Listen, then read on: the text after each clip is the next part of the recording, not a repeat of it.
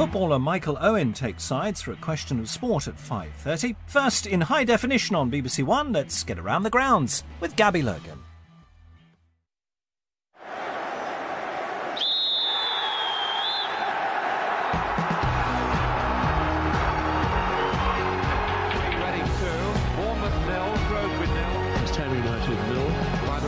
Relegation. He was one of the heroes of the afternoon. Applause from the away supporters. The latest score is Wimbledon go through to the Premier. John Terry's tears, we all remember. It was two crucial weeks.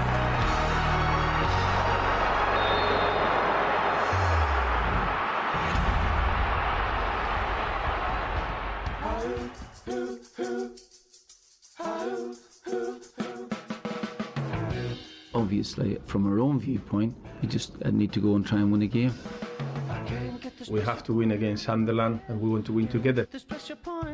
We've got to keep going. We can't get our heads down, but we do need some wins. Obviously, we need some 3-pointers. We've got to win the games against the teams that are close to you at that moment in time. It's going to play for Reading at the weekend, and it's going to be an exciting occasion for the supporters. Results aren't going the way that we would like them to go. We're not quite there, but we're getting there. I don't question the attitude or the spirit or the desire to do well of this team. So many managers desperately needing a win this afternoon. Welcome to Final Score. With me, two men under their own form of pressure. We've got defending and attacking sorted here, and many disagreements about which is the superior. Martin Keown and Robbie Fowler are here for you. Let's bring you right up to date. Here are the latest scores in the Barclays Premier League, and it's been a cracking afternoon so far. Swings and roundabouts all over the place, but Arsenal, with 2 penalties, are leading West Brom 2-0. Aston Villa and Stoke 0-0, though incredibly, if you saw the stats and the endeavour from Aston Villa. Southampton with the lead over Reading, 1-0. Sunderland trailing 3-1 to Chelsea. 2 of those belong to Fernando Torres. Swansea 2, Norwich City 3. Is it a comeback on the cards from Swansea, who were 3-0 down to Norwich? This is a side, remember, who beat Arsenal 2-0 last week. And Wigan 2, Queen's Park Rangers 2. Let's get more details from that game. Here's James Mason. It's all happened in the last 5 minutes or so, Gabby. Wigan 2, QPR 2. James McCarthy has just equalised for Wigan, his second of the game. This after, against the run of play in this second half, QPR led through Jibril Cisse's strike, capitalising on a defensive error to give Harry Redknapp a sniff of his first win. But as I say, McCarthy scored his second. He scored his first in the first half. A defensive error again, this time from QPR, striking low past Robert Green. Ryan Nelson headed QPR level. It's been all Wigan in this second half, 4 or 5 attempts on goal. Robert Green has been very, very good, and it's extremely open. 15 minutes to go. This could go either way. It's 2-2. OK, let's go to St Mary's. Tony Husband, Southampton with the lead. Yes, 13.5 minutes left here. A big game in the bottom 3 for both the sides, of course, who were promoted automatically from the Championship last season. Southampton have had much the better of the game, although Reading did hit a post in the first half through Hal Robson-Kanu. The star man for the home side throughout really has been Jason Punchin. He had a goal strangely disallowed in the first half, but then he scored on the hour mark after good work down the right-hand side by Nathaniel Klein.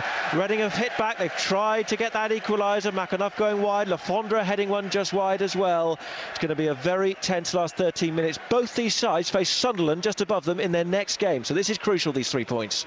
Thank you. And Sunderland are trailing at home. They've only won 1 game there so far this season. It doesn't look like they're going to improve those stats today.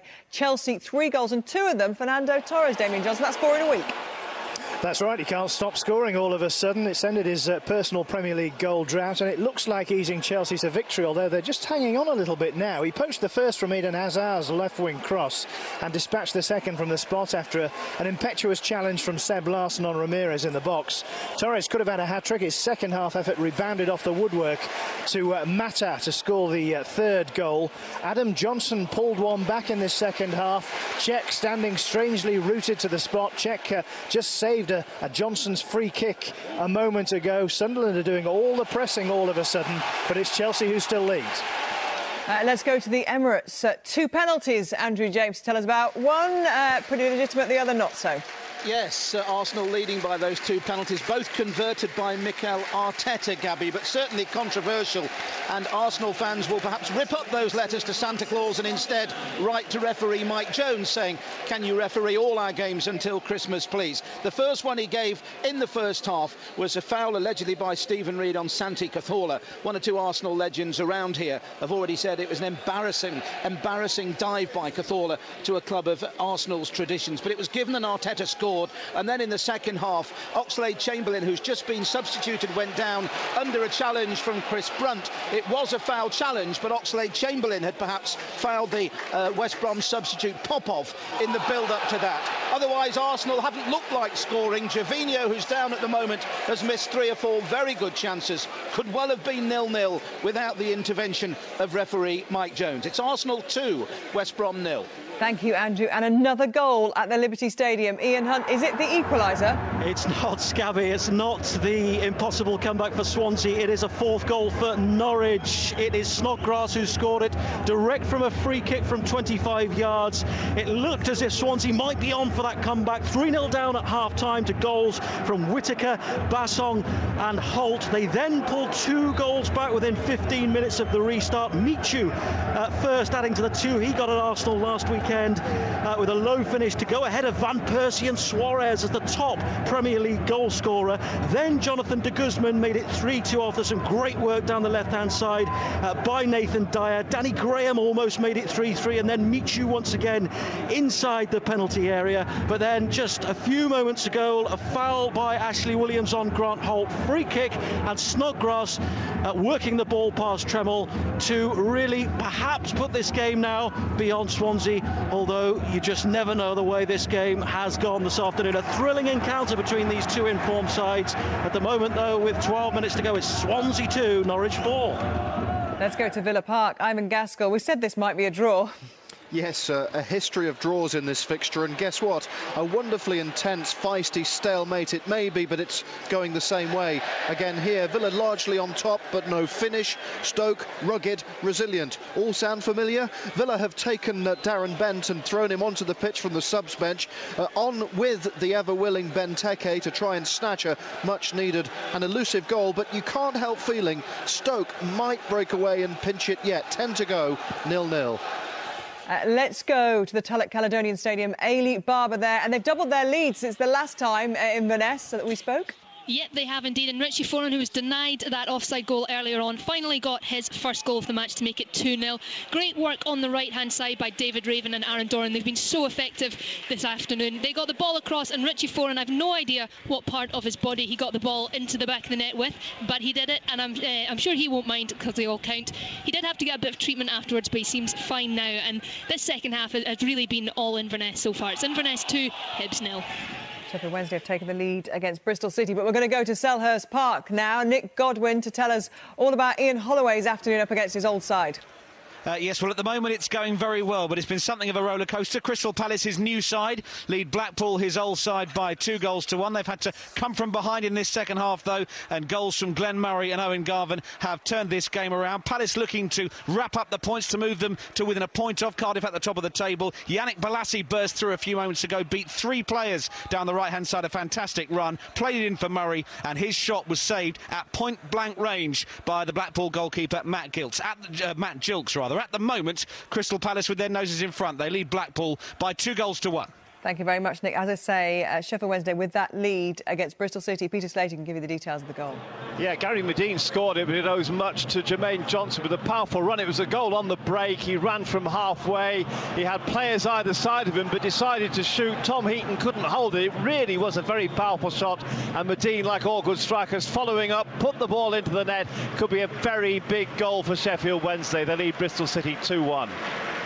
Well, a few goals since the last time we spoke, John Anderson, but the scoreline the same there at the Valley. Well, yes, it's still level, Gabby. It's not the same, it's still level, but I can tell you that it's 2-2. I've got my very own Coleman ball there, haven't I?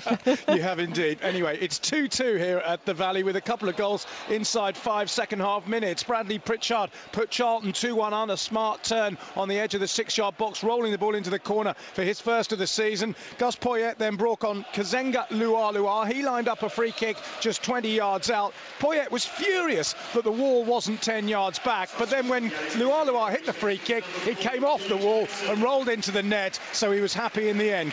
Charlton 2, Brighton 2.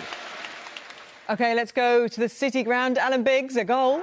Nottingham Forest have doubled their lead against Burnley. It's been a deeply unimpressive performance from Sean O'Driscoll's team, but it has been redeemed by at least one excellent goal. The first was a classic header from Dexter Blackstock on the hour from Andy Reid's excellent cross. It was always going to be Reid who was going to break the deadlock here with his craft. The second one, a simple through ball. Billy Sharp on the break as Burnley pressed up, and Sharp finishing precisely against a Burnley side who've been the better in all but their finishing. Forest have got the goals, 2-0. And it's a good afternoon so far for Mick McCarthy's Ipswich at Portman Road. Robin Bailey. Yes, Ipswich going really well. 3-0 up on Millwall, who were unbeaten in 13 games. That run will end here at Portman Road. Ipswich look like going 7 points clear of the bottom three tonight, and they are unrecognisable from the team that slumped to the bottom of the table not so long ago. That is down to Mick McCarthy and his man management. No doubt about that. A virtuoso performance from DJ Campbell, who's scored two, one from the penalty spot, and he's made the other for Daryl Murphy. They look excellent. They look lively. They look like they're interested in football again, and Millwall haven't played badly, but they've been outplayed today. It's 3-0. Thank you, Robin. Let's go to the John Smith Stadium. Andrew Lindsay, a goal. 2 goals, in fact, since you last joined me, and it's now 2-1 to Bolton. Mark Davis played in for the first one, down the left channel, slotting right foot into the corner, and Bailey celebration straight to the net to collect the ball. That told you they were not content with a point here, and they continue to attack. They got a penalty soon after. Sam Ricketts brought down by Paul Dixon. Chris Eagles didn't convert it. It was saved by Adam Smithies. He's just made up for that, firing into the corner to make it 2-1 to the visiting side. Just over 10 minutes left of normal time. OK, let's go to Vicarage Road. Watford were the form team coming into this, but Hull have unpicked them and found the better of them today, Tony Lockwood. They have, Gabby, deservedly so. They lead by 2-0. City strengthening their grip on proceedings through Robert Brady's left foot free kick. Homekeeper Manuel Almunia could only help it onto the crossbar and in. Steve Bruce's side had held the advantage at the interval. Corey Evans struck the other side of the bar. David Mailer following up gave the visitors the edge. Brady has given them that comfortable 2-goal cushion. If it stays this way, it will be a third successive away win for Hull City. It's Watford 0, Hull City 2. Let's go to the Naz Premji? No, the King Power Stadium. You haven't got your own stadium yet, Naz Premji, but you have got a good game on your hands. There is still time for that stadium, who knows? Yeah, Leicester City 1, Barnsley 2. Leicester throwing absolutely everything at Barnsley, and to their credit, Keith Hill's side are manfully defending their goal really well. Jonathan Greening, probably 35, 36 now, doing the heart of all Barnsley's good work. It is all about Leicester attacking and Barnsley defending this, what could be a priceless win for them. Leicester City 1, Barnsley 2. To London Road now. Mark Webber with an update there. Middlesbrough back in front. Indeed, Peterborough 2, Middlesbrough 3. Middlesbrough sub Ishmael Miller come on and he scored the goal to halt an impressive comeback by Peterborough. Middlesbrough, of course, 2-0 up for most of the first half. Looked like a walk in the park for him, really, until posh new boy Dwight Gale hit to either end of the break for a mini revival, which at times looked like creating an upset. At the moment, though, unfortunately, it doesn't for them. Peterborough 2, Middlesbrough 3. Thank you, Mark. Let's go to Hillsborough. A penalty. Peter Slater. Second penalty to Bristol City. Sam Baldock will take it, makes no mistake, fires that very powerfully past Chris Kirkland. It was a stupid handball, really, unnecessary handball in the Sheffield Wednesday penalty area. Andre Mariner on the spot. No doubt it was a penalty kick, and so twice Sam Baldock has brought Bristol City back level. We have 5 minutes left. Sheffield Wednesday 2, Bristol City 2. Let's get an update from the Stadium of Light. 3 points to Chelsea here, Damien Johnson. It's heading that way, although Sunderland still feel they have a stake in the game. Frank Lampard is back off the substitutes bench. He's been out for a month and more with a calf injury. Rafael Benitez talked about game management and the importance of experience. I'm sure he'll bring a bit of that to bear in this final 4 or 5 minutes at the Stadium of Light. He's had one effort, beaten away by Mignolet. At the moment, Chelsea still lead 3-1.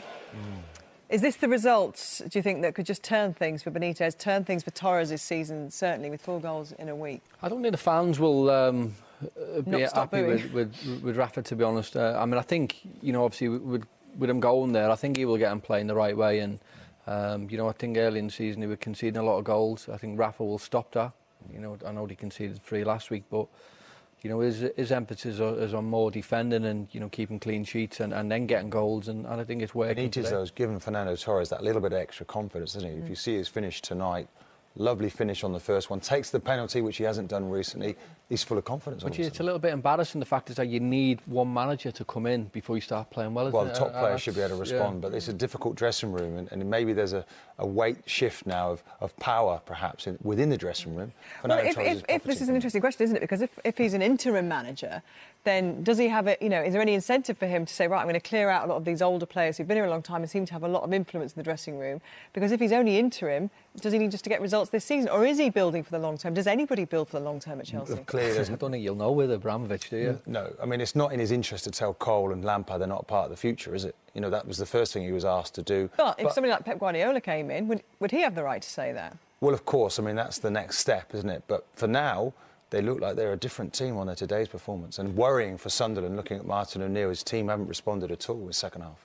OK, you can see Inverness, Caledonian Thistle have got their 3rd goal. Ailey Barber can tell us all about it. Yeah, so it looks like Inverness will be holding that 2nd spot tonight. The 3rd goal coming again from the right-hand side, again across and again a header, this time from Billy Mackay, his 5th goal, in the last 4 games. Hibs have thrown on a couple of strikers. They've seemed to have left a lot of space at the back, and these Inverness strikers that are just so quick are just loving to run into it. It's 3-0 to Inverness here. Oh, you can see there that Bristol City have taken the lead. Peter Slater, tell us about the goal. Oh, this game completely turned round. Albert Adomah with a free kick about 25 yards out, thundered into the top corner of the net. Remember, they were 1-0 down. They were 2-1 down with 12 minutes to go. But it looks like they might be on course to find their 2nd victory in 15 games and hand Sheffield Wednesday their 7th consecutive defeat. 2 minutes left. Sheffield Wednesday 2, Bristol City 3. Let's head to the Emirates now. Andrew James, time running out for West Brom. It is, and it seems as if it's going to be Arsenal's victory today, Gabby. They've won just one of the last 6 prior to this one, so it really has halted the slide for them. But they couldn't perhaps have expected the generosity that we've seen from referee Mike Jones in awarding those 2 spot kicks, 1 in each half, both converted by Mikel Arteta. Both sides have made several substitutions, but West Brom seem to be a spent force and heading for their 3rd consecutive defeat. Problems of a different nature for them, but Arsenal far from convincing at 2-0. Does this ease the pressure somewhat? It would take them to 6th in the table, just a couple of points behind West Brom. Of course, Everton have still to play this weekend. He would be behind them. But does this help? Oh, without doubt. There's been pressure building on the manager. He's done incredibly well for many years now. Never been outside the top 4, last 15 years. That's almost been overlooked recently. Needs to get results. Today was an important one, and then I think their confidence will grow from there. There's been a lack of confidence, I feel, in the team. Lots of fixtures, and yet in quick done succession. so well in Europe when you compare them to Chelsea and Manchester City. Yeah, that's right. Of course, they're going into those competitions seeded, unlike Man City, and Arsenal have got that confidence in Europe, which Man City is brand new for them. But a good win today. Yeah, with all due respect, though, I think their Champions League campaign was probably a little bit easier than the other teams, wasn't it? Potentially, yeah, the group, you could say. But, you've still got to navigate it. Right? Things aren't going well in the league. It's difficult to get that confidence up midweek, isn't it? OK, let's move on to the St Mary's. This could be a big win, Tony Husband. Yes, Southampton are holding on to a 1-0 advantage. We've got just over 60 seconds left here at St Mary's now. There's lots of hands on hips and shakings of the heads from the Reading players and staff. They know that this will be another defeat for them, a 4th defeat in a row following their 1st and only win of the campaign a few weeks ago against Everton. Southampton could be a priceless 3 points. At the moment, Jason Punchin's goal is the difference, and there is a break on for Southampton, who possibly could have the chance to finish it as Ramirez goes into the penalty area. It breaks down, only final seconds now. Thank you. You can see that Huddersfield have decided this game isn't over, Andrew Lindsay. No, that's exactly right. They have not. It's certainly not over. Far from it. Both sides really attacking. James Vaughan has just equalised. Tim Ream, the Bolton defender, had barely been on the field for 2 minutes. He replaced Matt Mills, who'd been in the war. Vaughan outmuscled Ream, the American defender, fired in from the right-hand channel, made it 2-2. They're going close again, and Bolton have cleared. 2-2 it stands here. Don't be surprised if there are more goals, Gabby. I won't, thank you. Let's go to the King Power Stadium. Another goal for Naz Premji. Is it an equaliser? It certainly is. They've huffed and they've puffed and they've finally blown the Barnsley house down. It's Jamie Vardy, hesitant defending once again, and Vardy was on hand about 10 yards out. He swept the ball past Luke Steele, and 5 minutes of added time for one of these sides to potentially find a winner. It's Leicester City 2, Barnsley 2. Let's go to Villa Park. Is it a sending off, Ivan Gaskell? Yes, Ryan Shotton just pulled back Fabian Delph as he threatened to break away for Villa. It was his second card. That means red. So Stoke down to 10. But there goes the final whistle. Shall I carry on and describe what happened here? It was a rough. And let's get an update from Griffin Park. Chris Dennis. Well, what a match this is turning out to be. It's now Brentford 3, MK Dons 2. Twice they've fallen behind. And finally, with 2 minutes to go, it's Brentford who've got their noses in front. Clayton Donaldson, who earlier in the match scored his 12th of the season, has just followed up with his 13th. His extraordinary scenes here at Griffin Park. Brentford now 3, MK Dons 2. Let's go to the Liberty Stadium. Ian Hunt, is it too late for this comeback? It might just be, Gabby. We've got 20 seconds left of added time, but who knows? Swansea on the attack at the moment, trying to get a fourth goal, which would make it 4-4 in what's been an incredible afternoon here. But Michu just pulling another goal back for Swansea a few seconds ago, across on the right-hand side, a header at the far post. It looks as if time is out here for Swansea to get a fourth goal. We've played those 3 minutes of added time. Norwich just hanging on to that 4-3 win now. Full time at St Mary's. Tony Husband, a big win for the home side. Absolutely, psychologically, mathematically, a massive 3 points for Southampton, who are now 6 points above Reading. The home side's inspiration today, Jason Punchin, denied what looked a fair goal in the first half. He finished well on the hour after being set up by a bursting run from Nathaniel Klein down the right. Southampton deserved this. They'd had the greater influence on the game, albeit Reading threatened and did come close themselves through Hal Robson-Kanu, who hit a post. They may have also had a penalty when Jay Tabb went over in the box. But it's now just 1 defeat in 6 for the home team. 4 defeats in a row for Brian McDermott. It finished Southampton 1, Reading 0. Is there a sting in the tail at Selhurst Park? Have they extended their lead, Crystal Palace, or is it an equaliser, Nick Godwin? It is an equaliser for Blackpool here. We're in stoppage time at the end of the second half, and Noah Dicko might just have grabbed a point for Blackpool against their former manager Ian Holloway. Popped up inside the 6-yard box, unmarked to slot home, took off his shirt, run away to the away supporters. There is still some time left, but it's Crystal Palace 2, Blackpool 2. Has the pressure just eased at the Emirates? The full-time whistle there. Andrew James with the story. Yes, Gabby, it probably has. Arsenal's second win in the last 7. Arsenal 2, West Brom 0. You know, they served up turkey and Christmas pudding in the press room here today. Result that could breed. With an effort that flew past Petr Cech in the Chelsea goal. Craig Gardner hit the bar with a late free kick. But Chelsea go to the World Club Cup in Japan with renewed confidence. Martin O'Neill and Sunderland in trouble. Let's go to the DW. Cisse Nelson's a header in the first half that Wigan failed to defend. Cisse is an early seasonal gift from Adrian Lopez, the Spanish defender, giving the ball away before the striker side-footed past Al Habsi. So it's 16 without a win for QPR, a new unwanted Premier League record. Harry Redknapp suggested his side needed 10 wins to avoid relegation. He still needs them and more. It finished Wigan 2, QPR 2. And a thrilling 90 minutes of football at the Liberty Stadium, and a scoreline that few will have predicted, Ian Hunt. No, not at all, Gabby. What a game, as you say, it has been. You wouldn't have been surprised that those Norwich fans away to my left started singing, "Can we play you every week?" They did the double over Swansea here last season. They won here at 3-2, and they've won this afternoon by 4-3 after what was a thrilling exhibition of attacking football by both sides, even if the defending was rather less than impressive.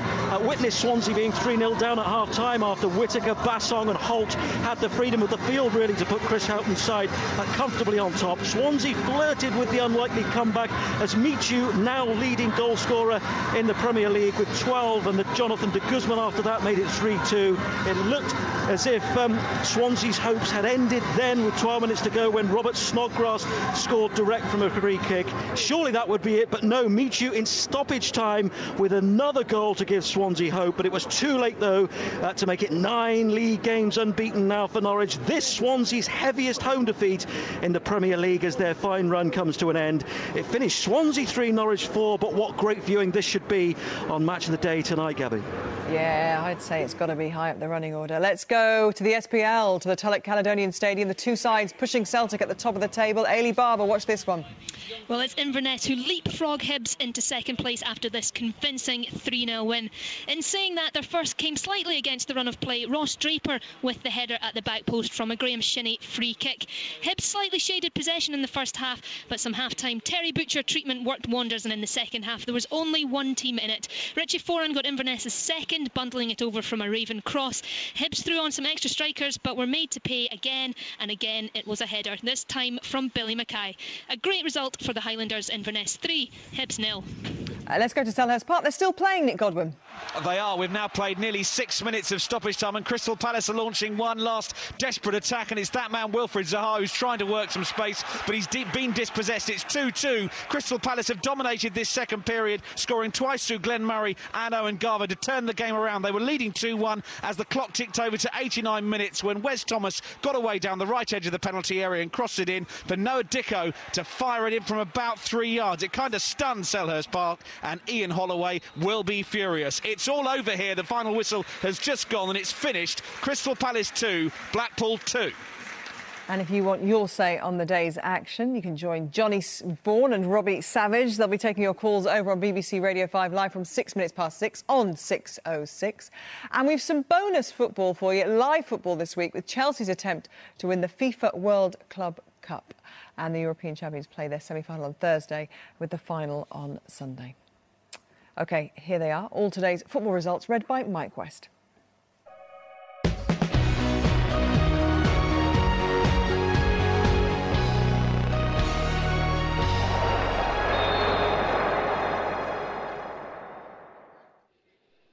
And starting with the Barclays Premier League. Arsenal 2, West Bromwich Albion 0. Aston Villa 0, Stoke City 0. Southampton 1, Reading 0. Sunderland 1, Chelsea 3. Swansea City 3, Norwich City 4. And Wigan Athletic 2, Queen's Park Rangers 2. On to the Empire Championship. Charlton Athletic 2, Brighton and Hove Albion 2. Crystal Palace 2, Blackpool 2. Derby County 3, Leeds United 1. Huddersfield Town 2, Bolton Wanderers 2. Ipswich Town 3, Millwall 0. Leicester City 2, Barnsley 2. Nottingham Forest 2, Burnley 0. Peterborough United 2, Middlesbrough 3. Sheffield Wednesday 2, Bristol City 3. Watford 1, Hull City 2.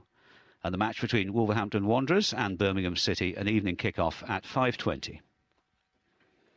The Empire League 1, Brentford 3, Milton Keynes Dons 2. Bury 0, Leyton Orient 2. Carlisle United 1, Sheffield United 3. Colchester United 0, Oldham Athletic 2. Coventry City 5, Walsall 1. Crawley Town 2, Shrewsbury Town 2. Hartlepool United 0, Stevenage 2. Preston North End 1, Crewe Alexandra 3. Scunthorpe United 1, AFC Bournemouth 2. Swindon Town 1, Doncaster Rovers 1. Tranmere Rovers 2, Portsmouth 2. And Yeovil Town 0, Notts County 0. The Empire League 2, Barnet 1, AFC Wimbledon 1. Bradford City 1, Torquay United 0. Bristol Rovers 0, Dagenham and Redbridge 1. Fleetwood Town 0, Southend United 0. Northampton Town 2, Cheltenham Town 3. Oxford United 1, Aldershot Town 1. Plymouth Argyle 2, York City 0. Port Vale 0, Chesterfield 2. Rochdale 2, Exeter City 3. Rotherham United 1, Gillingham 2 is a latest score. And Wycombe Wanderers 2, Morecambe 2. The Blue Square Bet Premier, Cambridge United 3, Gateshead 0. Dartford 2, Lincoln City 4. Forest Green Rovers 1, Macclesfield Town 1. Grimsby Town 2, Tamworth 0. Hyde 2, AFC Telford United 1. Kidderminster 3, Newport County 2. Luton Town 3, Alfreton Town 0. Mansfield Town 4, Ebbsfleet United 1. Southport 0, Braintree Town 2. Woking 1, Stockport County 0. And Wrexham 6, Nuneaton Town 1. Into Scotland and the Clydesdale Bank Scottish Premier League, Hearts 2, Aberdeen 0. Inverness Caledonian Thistle 3, Hibernian 0. Kilmarnock 1, Celtic 3. Motherwell 3, Ross County 2. And St Mirren 1, St Johnstone 1. In the Iron Brew Scottish Division 1, the matches between Airdrie United and Falkirk, Cowdenbeath and Partick Thistle, and Hamilton Academical and Dumbarton all postponed. Livingston 2, Dunfermline 1. And Wraith Rovers 3, Greenock Morton 3. In the Scottish Division 2, just one match played today. That was Arbroath 2, Stenhousemuir 2. The remaining 4 fixtures all postponed. In the Scottish Division 3, Annan Athletic 2, Queen's Park 3. Berwick Rangers 1, Peterhead 1. The game between East Stirlingshire and Montrose, match postponed. Elgin City 2, Clyde 1. And Rangers 2, Stirling Albion 0. Lastly, the Danske Bank Irish Premiership, Ballymallard United 1, Linfield 3. Ballymena United 1, Portadown 2. Cliftonville 3, Coleraine 1. Dungannon Swifts 3, Donegal Celtic 0.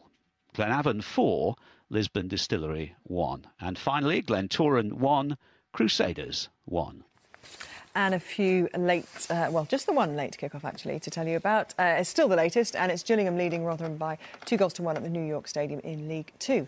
Let's have a little look at the tables then now, and the Premier League first. The two Manchester clubs, of course, will turn up the heat in the title race when they meet tomorrow at the Etihad. Chelsea's first league win under Rafa Benitez moves them to within 7 points of the leaders.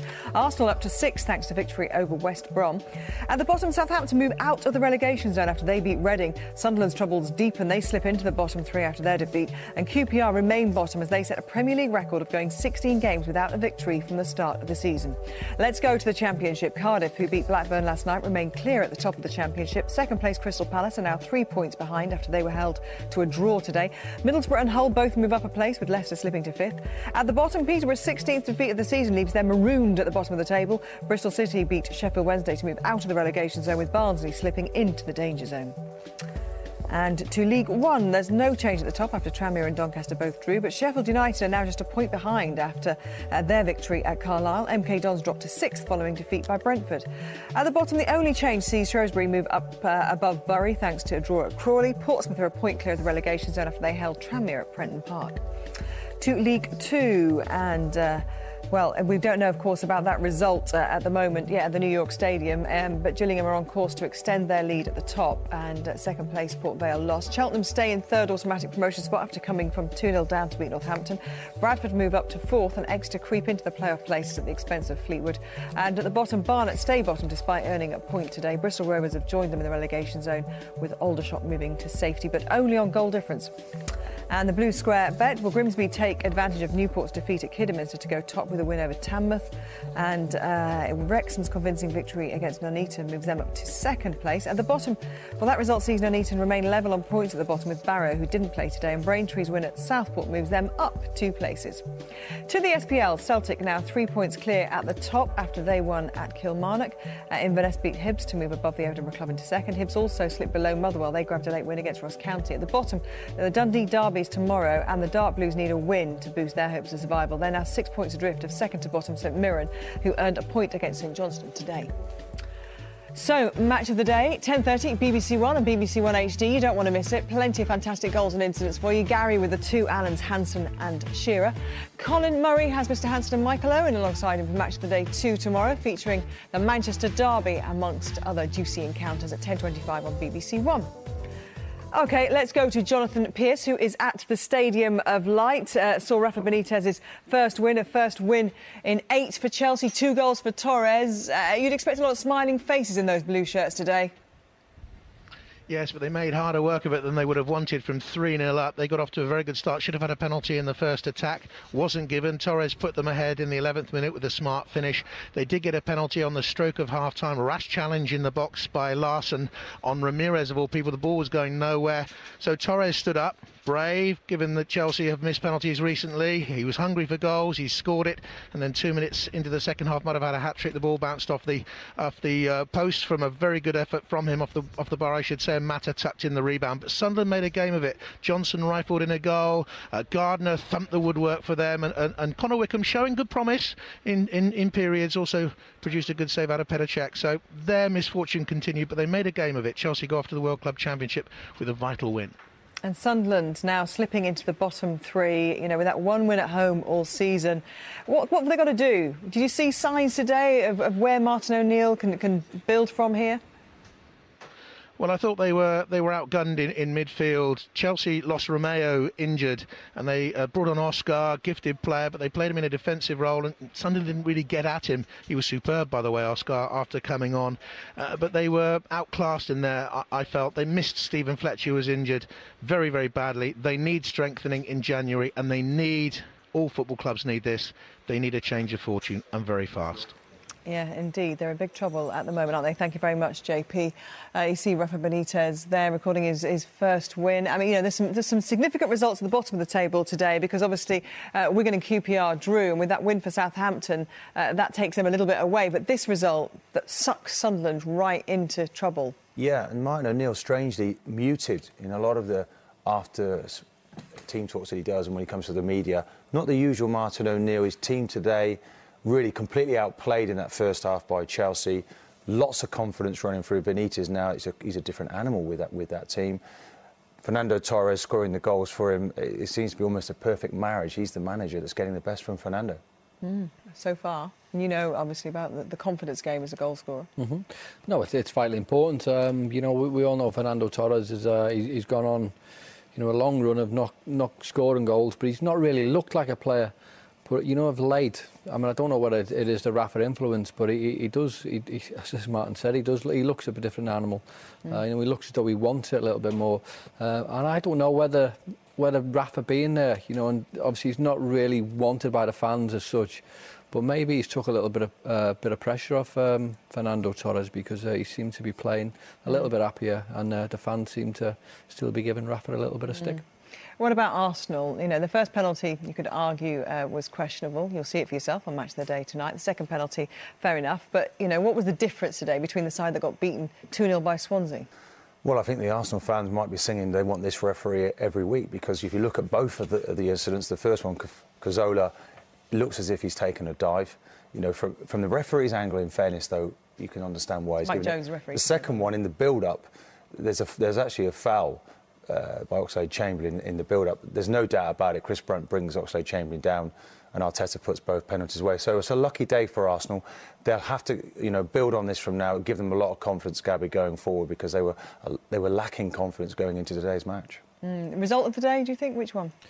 You've got to go for Norwich. I think Swansea's form, particularly at home, has been great. I know Norwich have had a bit of a run, but I don't think anyone fancied them to go to the Liberty Stadium and get that result. And straight away from the off, Norwich took it to Swansea, and you've got to say they were good for the 3 points though. Yeah, it's been a fun afternoon so far. Stay with me. That's it for us from BBC One. Thank you to Martin and Robbie, but you can stay with us on the red button and on the BBC Sport website till 6. We'll see you then. Take care.